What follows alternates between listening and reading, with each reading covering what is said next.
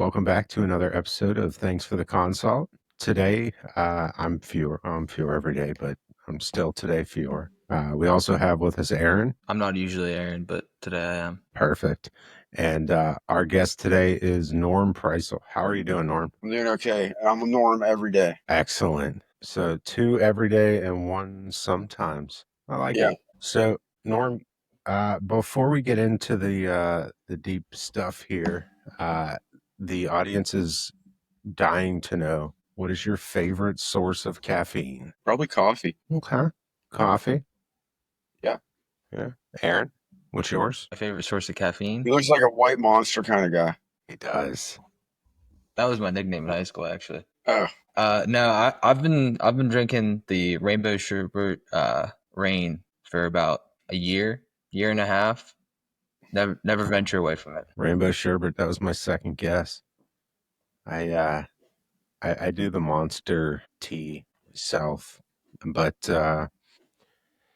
yeah. Anyways, enough about that. Norm, tell us about yourself. How did you get started in EMS and public safety in general? so I started in 95, 96 as a volunteer firefighter, junior firefighter. Started in the VOTEC school in 10th grade. Got my EMT the first year I was there, 1996. Jumped on a truck immediately after I got certified because, why not? Ran third person as a volunteer for till I was able to drive the trucks. And then in 1998, I got my paramedic. I jumped right into it because I've been running third person so much that I just decided, well, I'm just going to do it. I've been around it, So in 98, when I got my paramedic, I was one of the youngest people to ever graduate the program at that time. I don't know if that still holds true, but yeah. How old were you in 98 then? 18 years old. Okay. I mean, probably close. You can't be any younger. No, I'm not getting any younger either. No. So if you graduated from paramedic class in 98, that means Aaron would have been not alive yet? I don't know how old That'd Aaron. be correct. Okay. Congratulations I was on born being a 99. medic longer than Aaron's been alive. So it's probably fair to say that in these several years, we won't try to date you too much. You've seen some interesting things, but probably have had some good times along the way. Lots of good times, a lot of bad times too, though. Yeah, it's all about balance, Right.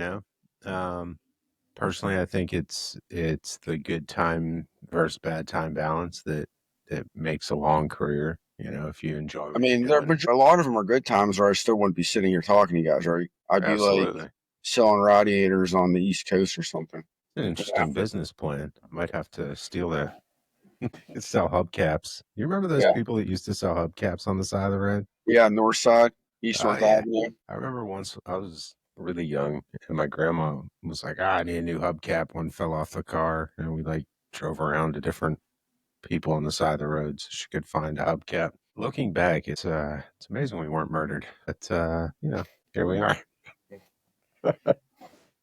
So right now you serve as the captain for an ambulance service, correct? Correct. A local ambulance service in the North Hills. Okay. Which means you're responsible for not only running calls still, but I assume a bunch of administrative stuff that... Yeah, payroll, scheduling, writing SOGs, approving SOGs, committees. Nice. I do a little bit of training, but we have a lieutenant that takes care of most of that. Okay. Yeah, I have my hand in just about everything. Nice. Somebody has to. What's that? Somebody's got to be pulling the strings, keeping the puppets going. Right. Make sure the ball or the plates don't fall off the stick, whatever you metaphor. Make sure all the clinical. I mean, I don't do a lot of QA or anything, but I'll make sure the clinical standards stay up to par. Yeah. So I think QA is just everyone's nightmare, except for the select few people. Yeah, luckily I got somebody for that. So yeah. I actually, the QA that I do is I QA 100% of the refusals. Okay. There isn't a refusal that goes through the organization I work for without me reading it. That sounds awful, actually. It's easy and it's hard. Some days there's not any refusals, so I don't have to do them yet. Yeah, but you got to make sure the ones that are not going to be a problem in the future. Right. So how long did you have to weaponizing for you to get like a position where you're allowed to do something? I'm sorry, Aaron? How long did you have to weaponize incompetence for you to get a position where you're allowed to do something? Because usually they don't promote people who are good at anything. The 23 years of service, I was promoted to supervisor in 2006. And that was when my first weaponization was activated. And then I moved from like a crew chief slash team leader slash supervisor to like starting to do admin stuff. And then I got noticed because I was helping my existing chief get things done.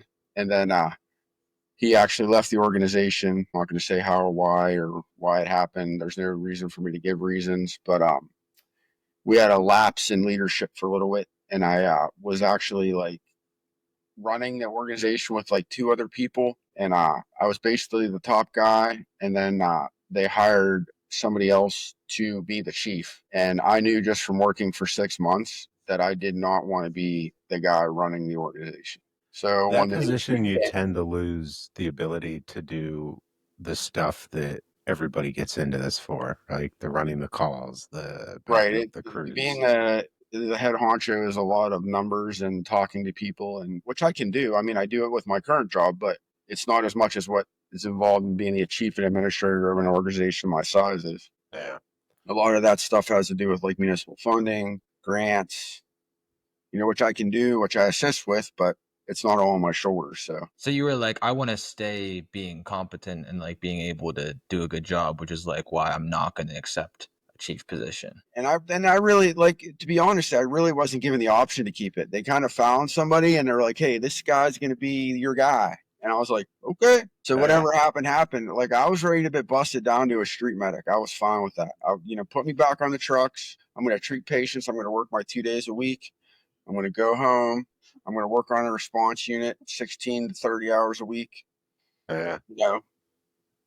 Yeah. All good. It I didn't really care what. sounds I like Aaron's honestly, working through after some all I've stuff. been through for 3 years, it didn't matter where I was at, man. I just Yeah. knew I had a job. I knew I was making the right money, and they were paying my kids' health benefits. Yeah. Yeah. I mean, at the end of the day, I think the folks that stay in this the longest are the ones that actually love what they're doing, you know? Uh, but I'm sure I've worked uh, adjacent to you in different areas and different roles that I've been in.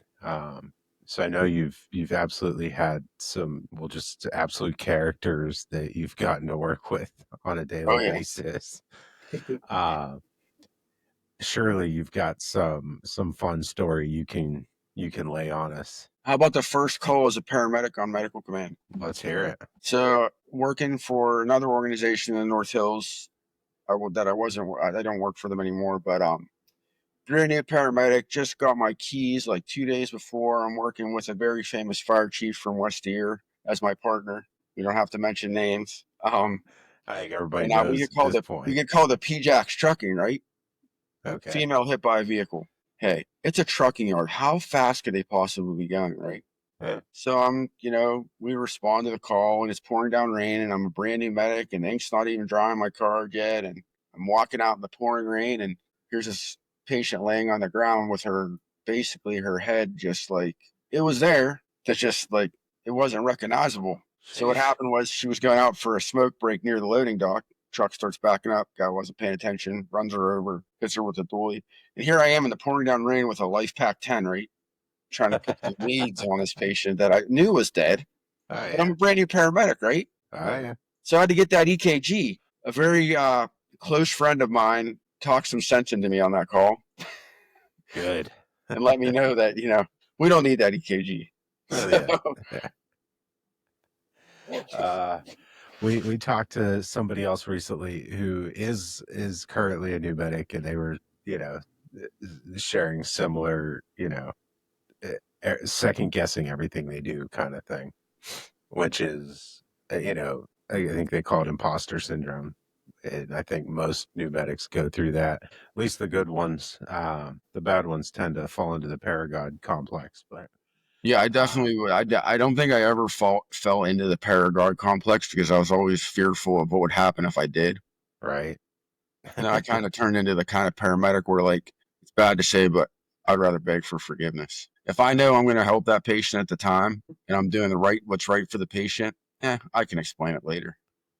Well, I'm not going and to I do think, anything to hurt the patient, yeah, or but I think that at the end of the day, if you're doing what's right for the patient, you've got nothing to worry about. It's whenever you're doing something for your own ego, that's where you have something to worry about.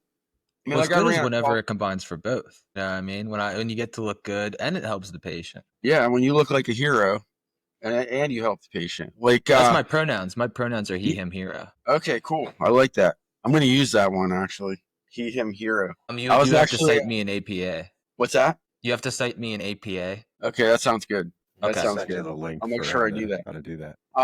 I think one of the better calls I was on that kind of gives to the beg for forgiveness thing was I was working on a, we'll say, unknown named response unit, and we had just gotten cleared to do surgical crepes, right? Nice. And that wasn't too long ago. That was what, 5 or 6 years ago. We were always doing the needles. You always had that needle crate. That was your only option. We couldn't do surgical crates, Well, I know one of the organizations, it's still 50-50 whether or not they let their services do needle or surgical. We had a guy got on a trike, got hit by a dump truck. He's still alive, laying in the highway. I was coming back to the area and actually, like, came up on it, right? Okay. And the guy's laying there, and there's a medical surgical nurse standing on the ground. She's screaming, and she has blood on her hands, and she's like, "What happened?" I'm like, "Well, they got hit by a truck." And so he's laying there, and then the crew gets there, and we're working him, and the medic says to me, "He needs intubated." I said, "Well, you're not going to intubate him. Half of his face is gone." Yeah. And he said, "Well, what are you going to do?" I said, like, "Well, we can do crikes. I'm going to crike him." "Well, you got to call for that." I said, "Well, you call while I get out the scalpel, because it's going to be done by the time you're done off the phone." That was the one and only time I've ever actually done one on a live patient. Okay. But that was pretty cool. I'd say that's one of my top 10s. Now, correct me if I'm wrong. That's never been a call to do it kind of thing, because if you need to do that, you don't have time to call. I mean, if you look at the protocols, you are technically. Yeah, buddy. Why don't you read your protocols, bud? I'm gonna have to. That just doesn't make sense to me. Because Well, if yeah, I'm criking you, you're neither not does having to breathing. call neither does having to call for antiarrhythmics that are in our protocols, but you have to, right? Like the state protocol says you're supposed to call for cardiozyme, but you have a patient in rapid AFib at a rate of 180 with a borderline blood pressure that's going to be okay, but you can treat them. So But you can just mildly electrocute them without a call. yeah, you can shock them without calling, but don't give them that IV medication. It might slow it down to save the pain. Forget it. It is interesting the things that are just, yeah, go ahead and do it. We don't need to Well, hear like, from you. You know you're doing think it. about And things are this one. Let's talk. If we're on the subject of protocols right now. Look at the state protocols. You have two. You have He doesn't know how to do that, Norm. what's that? He doesn't know how to do that. No. You look at the state protocols. One is shock inflammatory response, right? So you have a patient that's in shock with a blood pressure of 80, that's got a huge history that you don't want to make their blood with Kool-Aid or fill their lungs with unneeded interstitial fluid. So you want to give push dose, right? You can't give push dose under the shock protocol unless you call. But if you consider them a crashing patient or crashing, then you can give it. You don't have to call. So the thing is do you call or do you just pick the right protocol? Exactly. Right? I agree. It's all about how you document it. What number do you put on it? Are you guys actually citing your protocols and your documentation? I do. I'll put multiple on there. I'll put 2 or 3 protocols on there sometimes. Sometimes I do to be petty. Like every time that I do something I'm supposed to call medical command for, but like didn't have time or didn't have like cell phone signal or whatever, protocol 9000, immediately cite it. The go-to. It is. I probably have so many seriously ill patients on so many of my charts, it's not even funny. It used to be seriously ill came from medical high risk. It used to be medical high risk, and now it's seriously ill. And I'm sure it'll be something different in 2025. Yeah. They change it all the time. And they touted this seriously ill the seriously ill crashing patient thing is like a new protocol. It's not. It's a new name. Always been there. It's just a new name. We've always, since when did we stop transporting active arrests? That's what, 2010-ish? Yeah, 2000. 2010 or maybe Like ever since 2008. then, it's been treat on scene if you can and stabilize. So I don't I know. just was going through this. I was teaching a paramedic class Saturday. Mhm. We were going over some med code stuff, and we were talking about the treating of a ROSC arrest, staying on scene for 10 minutes, managing Yeah. the patient to make sure that they were stable enough for transport. And there was like those students were like 50-50. Like half of them were like, "Hey, I don't want to wait." Well, you got to. Would you like So, to have to do CPR again? yeah, Maybe wait until they stabilize a little bit. right. Push the right medications. Yeah. You can Well, I always leave the found out. Lucas on. Yeah. I All it found is out a a push lot of a of button. places they make them transport arrests for billing purposes because you can't bill apparently if you don't You move. run into that with a response unit all the Yeah. time. You go on an arrest and it's not a viable arrest. And you're like, well, my boss told me that I need to transport this person. And they don't say why. They're never going to Yeah. tell you why. I Yeah. mean, Well, that's there's a service and they still exist to this day that would send BLS crews and send the ARUs that I've worked for and have a paramedic drive 45 minutes to get on scene to do an ALS assessment just so they could document it. yep. You'd walk up and be like, "What's up, guys? What do you need?" "Oh, the patient's normal and their vitals are all good, but they just kind of need a ride to the hospital." Okay, why didn't you just regard me? Well, we need to Yeah. document there was a paramedic on scene for ALS assessment so they can bill it. Yeah. It's a shame. I mean, I get it. I think it half the time comes from a place of desperation with billing and reimbursements. Uh, but the places that I see that most often are not that instance. It's a place of greed. A place Yeah, I used to work for at the beginning of my career, um, the only call an EMT could ride was a BLS transfer. I Like know. everything I know else. exactly what place you're talking about too. Uh-huh. Like, and they couldn't seem to figure out why they couldn't keep medics or EMTs there. On top of other reasons, the medics are sick of running every single call, even though it doesn't need a medic, and the And EMTs are EMTs are sick sick of of just being driving. a driver. Yeah, it's like nobody's doing what they want to do. I think that's the biggest fail with EMTs, like newer EMTs, is like if the paramedic doesn't trust that EMT, they're not going to give any calls to that EMT. And Hmm. you're not taking those EMTs, you're not building them clinically. You're not doing them any justice by not letting them take a call immediately because you don't trust them. Yeah. I mean, like, that's how they're going to learn. That's why you're in the front of the truck. That's why they're in the back of the truck. If they have a question, you can pull over. They can ask you questions. It's not like they have to, you have to come all the way back out and check out the patient. You're a crew.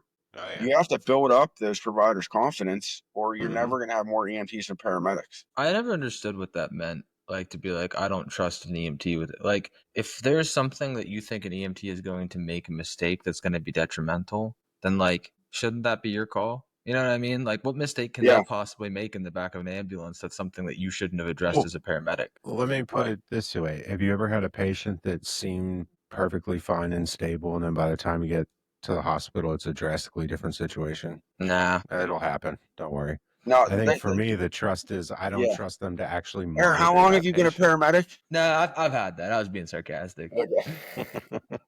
Year and a That's the half, thing though, is, to answer your question.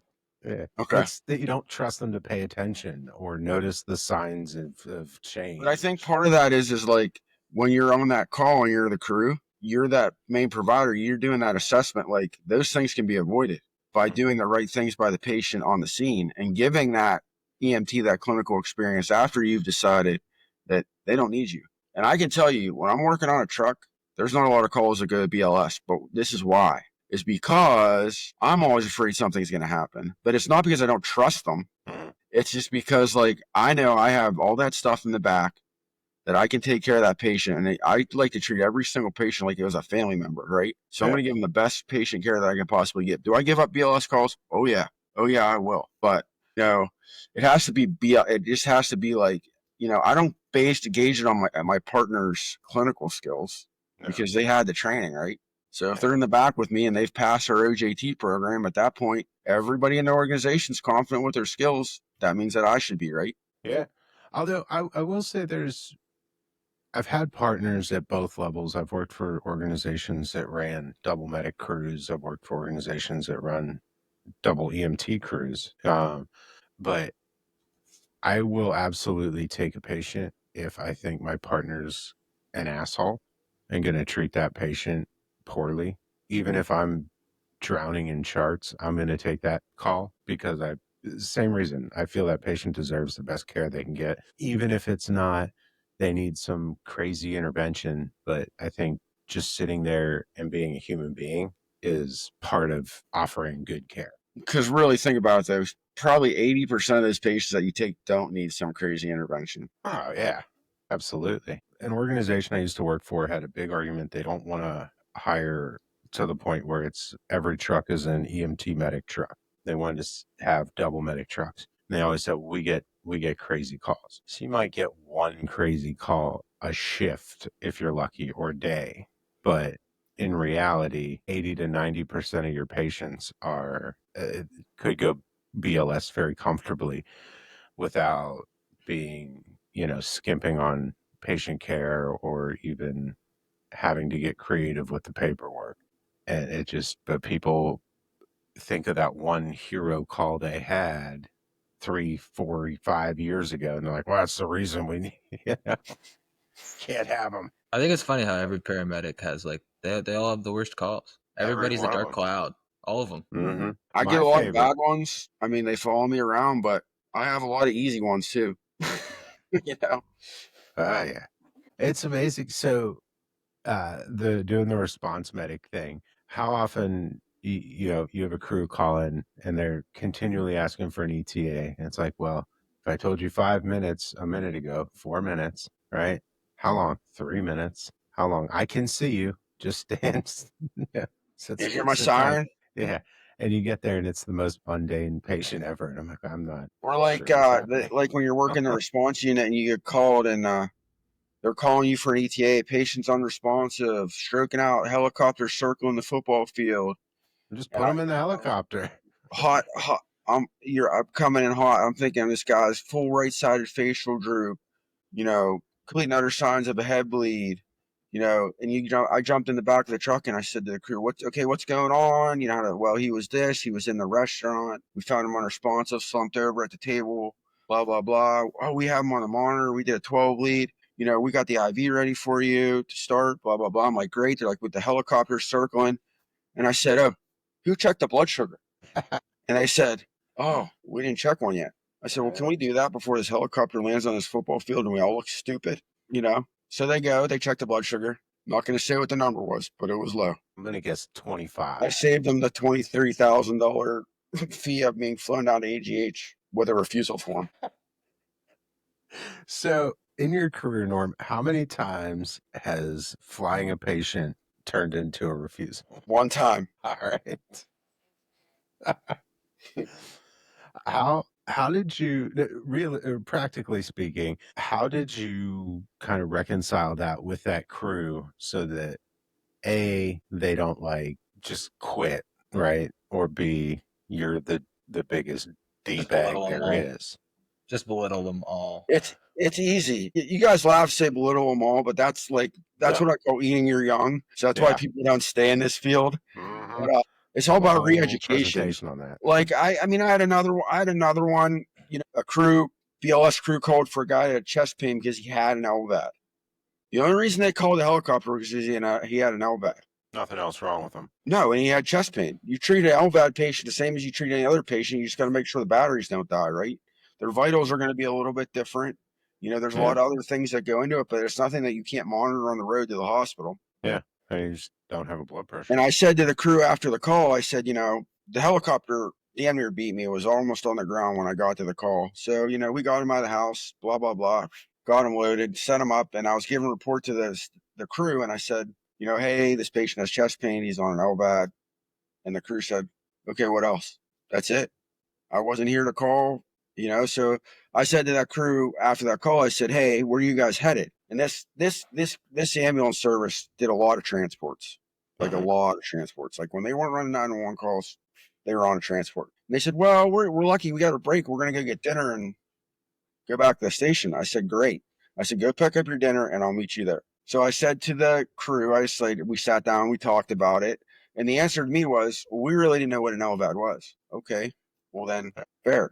I said, I'm Yep. working this truck in 2 weeks. I said, do some research and I'll come back and we'll sit down and talk about it. I think that's the best way to do it.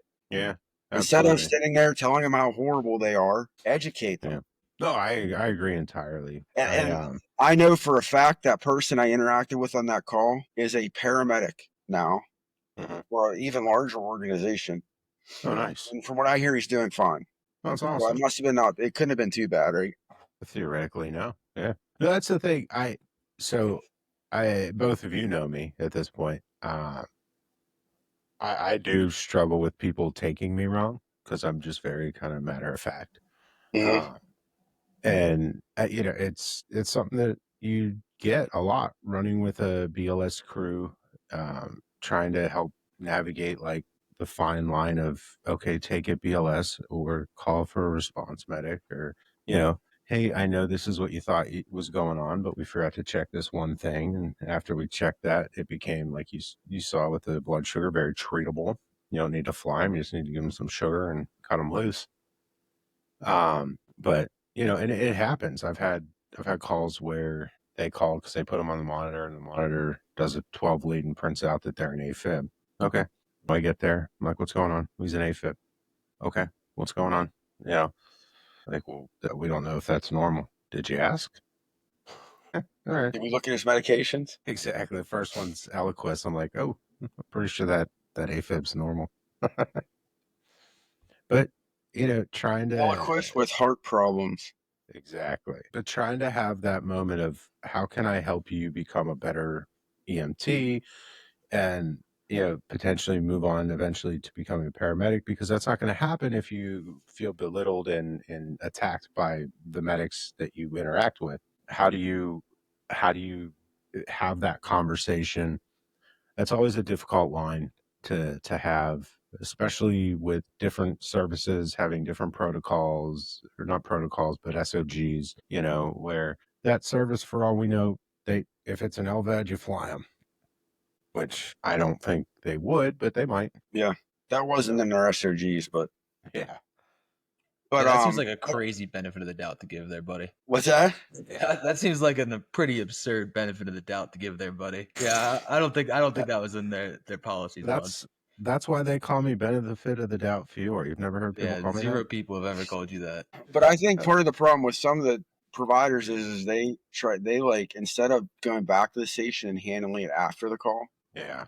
they demasculate these crews in front of the patient. What you make that person look bad, yourself look bad, and that patient's gonna have zero confidence in you. In anybody, because Yeah, you're a jerk.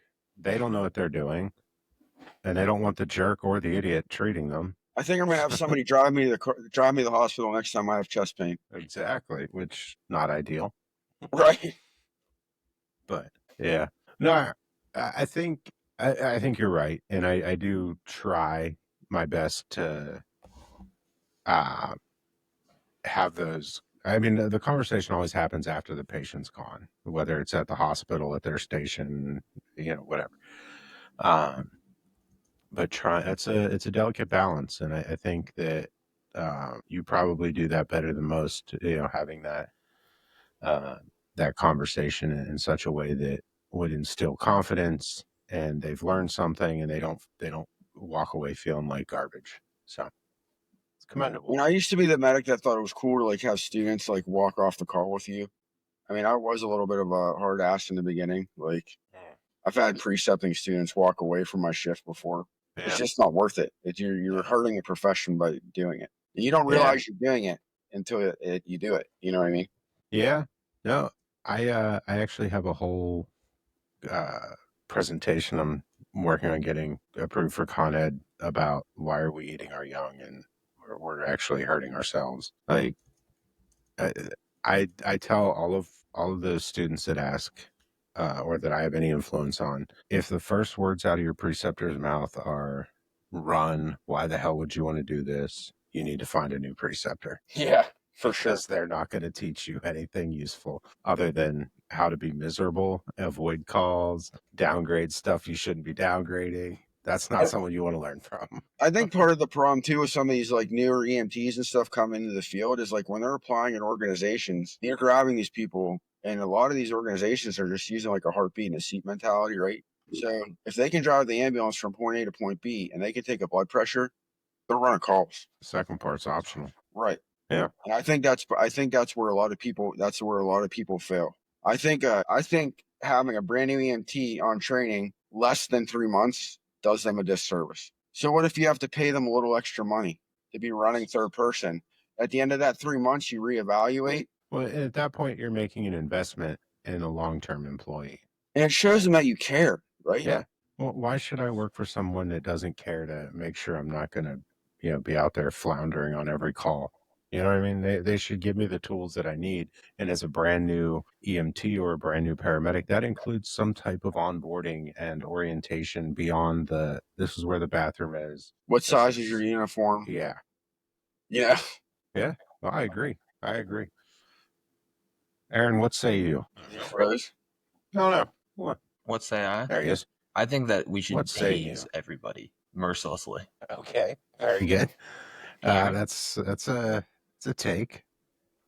Do you have any Yeah. suggestions on hazing process? So I think if you're gonna haze someone, like you should do it right, like full blown hazing. Okay. Like I want you in tears. I don't know if I agree with that, but Yeah. Nah, You know I'm what just the playing. crazy part is, Norm? He's actually the training officer for his organization. Oh wow.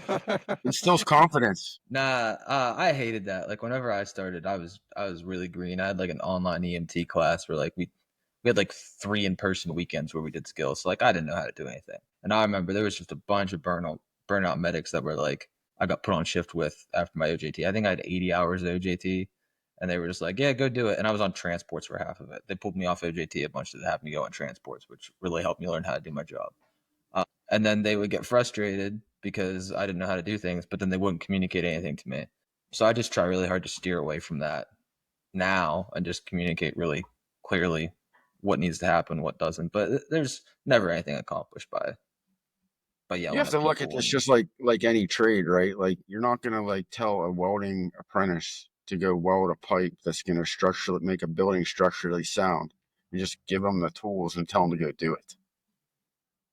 You know? Well, I mean, absolutely. it's the same. It's a trade, just like everything else. Yeah, I agree.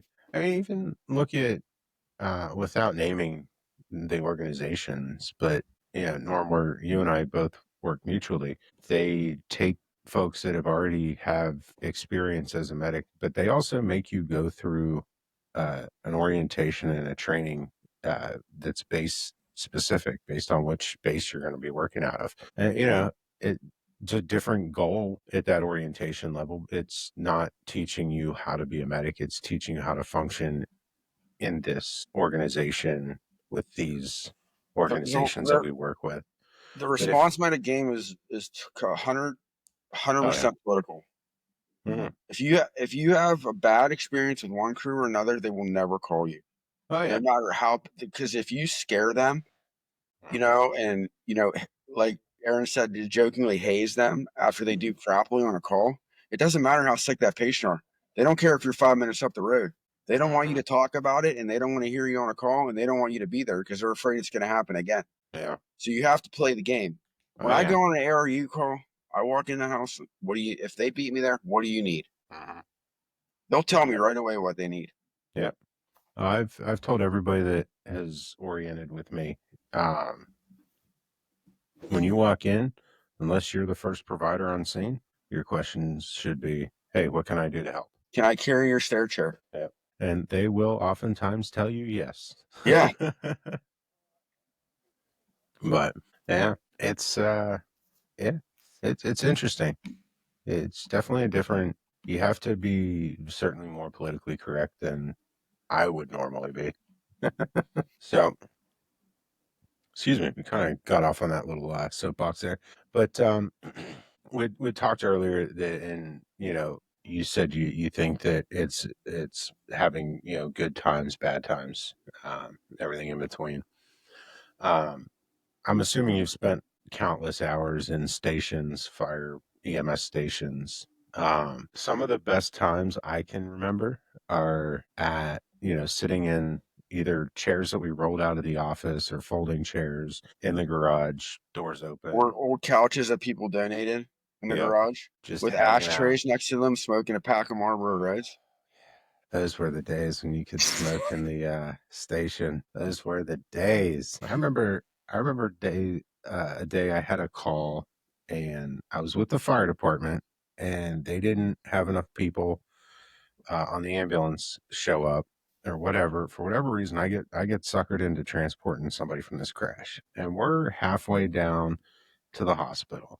And I start smelling a cigarette. I'm like, what is that smell? I look up and the chief of the organization at the time is up front driving for me, lights and sirens, smoking a cigarette. You don't even have to tell me who you're working with that You day. know exactly where it was. I'm like, you have got to be kidding me right now. And we were in the tiny van that they had where the oxygen was actually stored in the cab. It wasn't even in the back. I don't know how it was legal to have it up in the cab, but it was in the cab, bolted to the side of the passenger seat. He's just up there smoking his Marlboro Lights. I love when patients ask if they can smoke a cigarette before you go to the hospital. Like, you called me for an emergency. We're not You could have done this on my way here. Yeah, right. Especially where you work. You got a 40-minute response time sometimes. Right. They could get a whole package. Or they ask if they can smoke before they get out to the truck. I don't know. Can you smoke that fast? I don't care. You can get it done before we get to the truck. Yeah. But it's raining, so we're moving fast. Yeah. Yeah. It is funny. And full disclosure, I smoke, but it is funny the amount of patients that they get called for a breathing ailment and they're actively smoking. There's CHF, COPD, their oxygen down, smoking. There's 4 or 5 empty beer cans. I swear to God, once a month there's a call for a burn patient and it's smoking a cigarette with oxygen going. Really? Yes. Huh. You live in an interesting world. I do. It's crazy out there. I gotta come out there and just run some calls sometime. I'm genuinely intrigued by it. Yeah, they know what they're doing. You know what I mean? They always act surprised though. They're like, it got me. It's like poking a snake and getting, I can't believe it bit me. It's like all the stories about people that are trying to train these crazy exotic big cats. And they're like, I can't believe he ate my 4-year-old. I can't believe it took this long. I can't believe you let the gate almost. Yeah. How is this the question? Norm, have you ever would you say that you're prone to winning prizes? Prizes? Yeah, you put your name in a bucket and there's I win a prize, and they're like, Norm. No. So no. I guess what I'm getting at is how often do people have to say your last name out loud? A lot.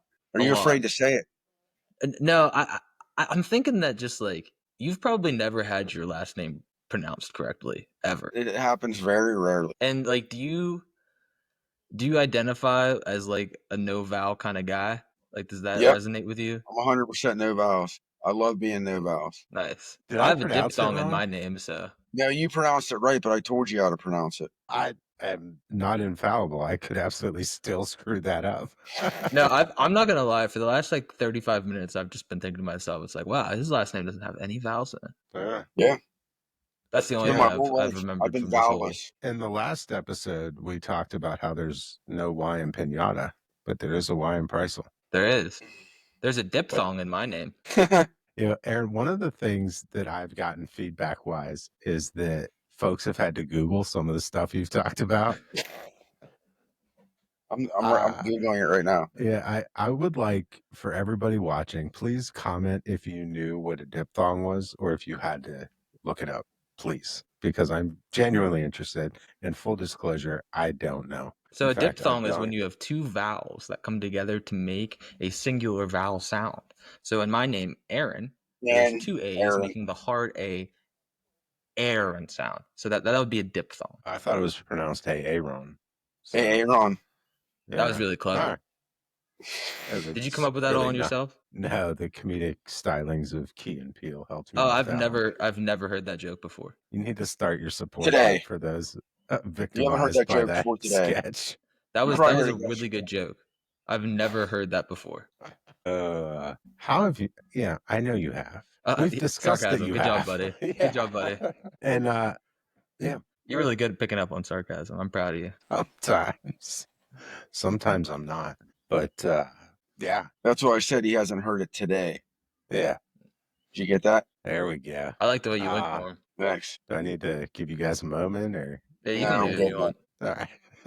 It's tactical. But excuse me. Anyway, where were we talking about diphthongs and your goofy name? Vowels. And lack thereof. Yeah. Huh. Yeah, your name's got a lot of vowels in it, viewer. It does, as do most Italians. It is. Yeah. Was it? Oh, I thought that was Irish. Oddly enough, dude, my mom was 100% Irish. Wow. Yeah. That's why I get like a red beard. Just very odd. Yeah. So your pirate name is Fewer Redbeard? I think so. I've never really explored it. I'm certainly open to it, I think. We'll figure it out. So, Norm, have you ever done any rural medicine, rural EMS? Okay. I have. I worked for, I don't want to say their name. That's fine. I worked for a department that functioned in Armstrong and Westmoreland County. They were pretty busy. I saw a lot of sick patients, did it early in my career. I think that's where I learned to be a paramedic a lot of the time. Yeah. It's like lidocaine drips, dopamine, all before pumps, and having to figure out the math and treating sick patients, and the weather's So you bad. actually gave dopamine? I've given dopamine. You're like the only person I've ever met that's like actually given before. dopamine. What's that? I've given dopamine before. Wow. Nobody gives this. Not now, they don't. No. Because we gotta do push dose, bro. No, like even like some of the old head medics at like my previous service that were like 15, I've never 20, given 25 dopamine years. for real. They were With like, all this- there was like one person who gave it one time. Like I took a poll. Like nobody had done it. Yeah, Lido drips I've done. Verapamil I've given on occasion. There was someone who stole a bag of dopamine because they had just gotten hired as like an EMT and they thought it was dope. Oh wow. Yeah. Wow. Yeah. How did their EMS career work out? They got fired. They never came back. So it worked out. Shocking. Worked out for the best. I don't know if they went on to do dopamine at other services. Maybe that'd be. Yeah, it's funny that we lock up the narcotics when those are some of the least deadly medications we have. Yeah. In that drug box. Yeah, I mean, and most of the stuff in there we can fix fairly easily. You know. Well, the government cares about you having fun more than they care about your safety. Well, that's just true. Okay, fair enough. But Norm, let me ask you this. Let's settle the current debate. What is your go-to during an arrest? Is it lidocaine or amio? I'm gonna have to. I've had better luck with amio. Really? Yeah. Okay. See, I'm the opposite. That's like I've done both. Like I gave lidocaine before we had amio. Yeah. I feel like I have had better luck with amio. Nice. I just feel like it's easier from start to finish to get it done. What, amio? Or lidocaine? Lidocaine. Yeah. I mean, it's just quicker. But I don't know that we carry both at the organization I work for. So, I mean, like, we kind of leave it to the providers. Yeah. Just double fisting it. Yeah. Give them both. Yeah.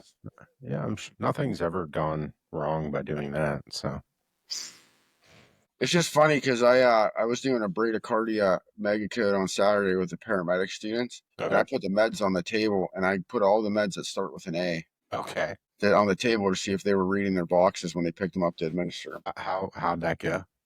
It was like 50-50. Okay. There you go. But that's a good learning moment, right? Yeah.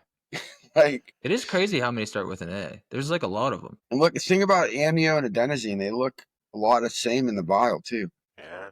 They're both red and white labels. Yeah. I'd say the only difference that I've noticed would be the like the height of the The bottom effect. would be. And Well, in a panic, you're looking That's a down. pretty big difference too. you don't know that until you've accidentally given the wrong one. Yeah. But that's an interesting. I never thought about doing that, but I like that. That because how many times have you been on a call and whether it's your box or someone else's, it gets knocked over, the stat pack gets dumped on the floor, and it's like you can't rely on muscle memory. Like I go to this pouch for this med, you've got to actually find it. Yeah, you got to read it. Mm-hmm. I had a call a while ago, and for whatever I had the drug box out, and I asked the one of the crew members to take the drug box, put it into the ambulance that we're going to transport him.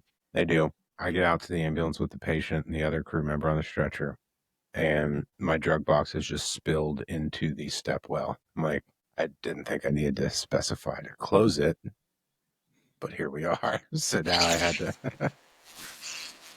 like, this is great. I'm super excited for this. I'm a big proponent of like, if I know the call I'm walking into and I get a good idea, opening the box, grabbing what I think I'm going to need, and going in and locking the box back up, specifically because of that reason. Yeah, I mean, that was certainly a lesson learned kind of moment right there. Come What in I with love what is you like need.